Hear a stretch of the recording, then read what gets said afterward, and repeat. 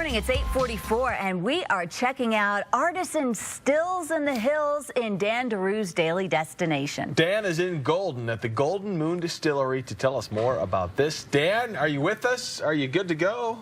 I don't know what you're implying, but I take offense to it. But I am still with you, though, by the way. Listen, let me tell you something. Here's a gentleman right here who is just as fascinating as his product, and his name is Steve Gould, and he's a distiller. You've been one for 20 years now. Off and on, yeah. Off and on. Former Marine. You've been around the world. Thank you for your service, by the way. But now you distill spirits, award-winning stuff from around the world as well. I'm doing a little bragging for you.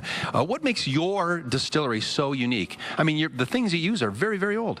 Well, we use antique stills, and the type of distilling we do is different than what most other distilleries in the United States are doing. So we're doing products that are based on distillates that were made 100, 200, 300 years ago. We're using the type of methods of production that people used 100, 150 years ago, all hand-selected herbs, spices, botanicals, and it's something that other distilleries in the U.S. for the most part aren't doing. There are distilleries in Europe that are doing it, but you really don't find a lot of people doing what we're doing elsewhere here in the United States right now. Steve, I was looking for that book because you're part historian as well. You have a book, the same book that George Washington used. Do you know where that went? Because we just had it a second ago. We just had it a second ago. Did you put it back in your office? Put it back in my office. It's a fascinating book. It's not the exact same book, but it's the same print, that George Washington used for his. George Washington is called De Maché. It was published in 1773. It's one of several hundred books I have. Wow. This particular book, George Washington, when he decided to open his distillery at Mount Vernon, sent to France and waited a year and a half to get a copy of it. And in the back of that book, there actually are the plans that he used to build his original stills, replicas of which can currently be seen running at Mount Vernon. Wow. All right, listen, there's a big event happening this weekend, and you're going to be taking part of that as well. It's called Stills in the Hills. That looks like you're still right there. It is my still. It's that still right there. Hey, tell us about the event. Okay, the event's going to have 10 or more local distillers.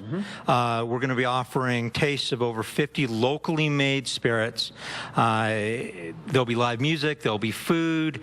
It'll be a chance to get out, have some fun in Central City, and to taste some spirits you might not get a chance to taste elsewhere without buying a bottle. And also you have tours. We're going to link all your information to KDVR.com, and I'm going to toss it back to you guys. All right, sounds good, Dan. Thank you. Enjoy. And the winner of the $50 Loaf and Jug gas card is Oscar DeLuna from Keensburg. Congratulations. Here are tomorrow's clues. The unique culinary shop filled with handmade Italian food to go.